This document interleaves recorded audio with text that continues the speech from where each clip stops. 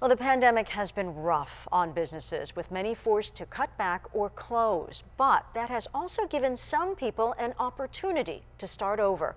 As we look for ways to help you make it in San Diego, ABC 10 News reporter Jared Aaron shows us how millions of Americans started a new business during the last 2 years and why experts say it's not too late to start your own.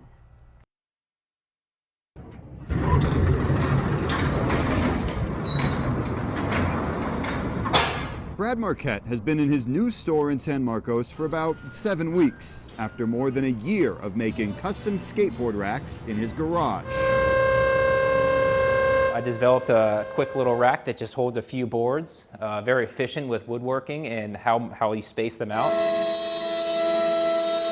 It's something he'd been tinkering with as an architect, but when his firm laid him off before the pandemic, his hobby became his livelihood, and he started Voodworks. It kind of seemed like there was an opportunity there. Next door, Brad's friend Tim Trevino fixes bikes. So we're just going to do a reseal on this. He opened Lost Cyclery in 2020, at first working part-time with just a toolbox in a corner of a brewery.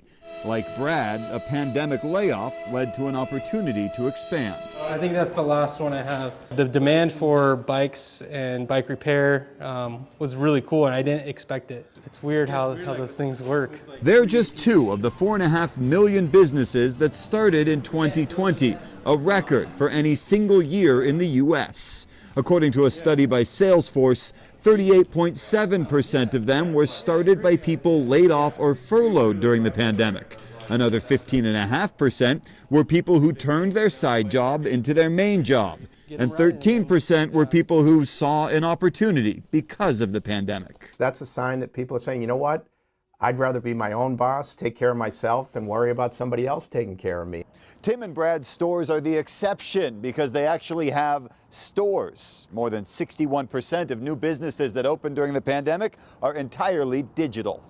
That's how Bobo started. Gloria Edge saw COVID shutdowns wash away her business as a hairstylist, but she noticed a need for small cosmetic brands to market their product. During the lockdown, we just noticed a lot of smaller brands coming to us to ask for advice, to pick them apart, and to introduce and kind of promote to their clients. Gloria used LaunchPeer, one of several tech startup incubators, to get going. Their founder, Jake Hare, says his company helped dozens of other businesses over the last 2 years.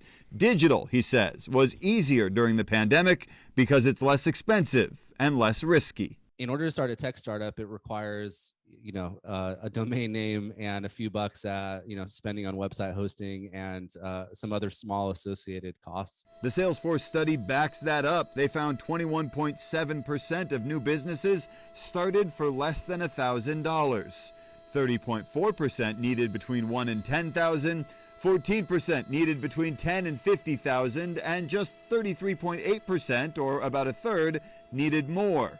Hare says it's always best to start small and expand. These are 2 snowboard racks that are hopefully going out today. That's what Brad, Tim, and Gloria did. Voodworks now sells racks all over the world. Lost Cyclery is looking to expand their staff.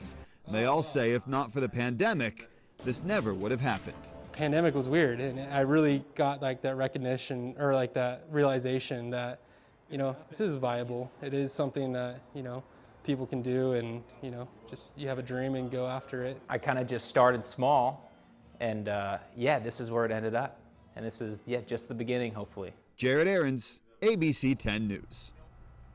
What a great silver lining to the pandemic. We're always looking for ways people are making it here in San Diego. So if you have a success story or a money management tip you want to share with us, just email us. There's the address, tips@10news.com.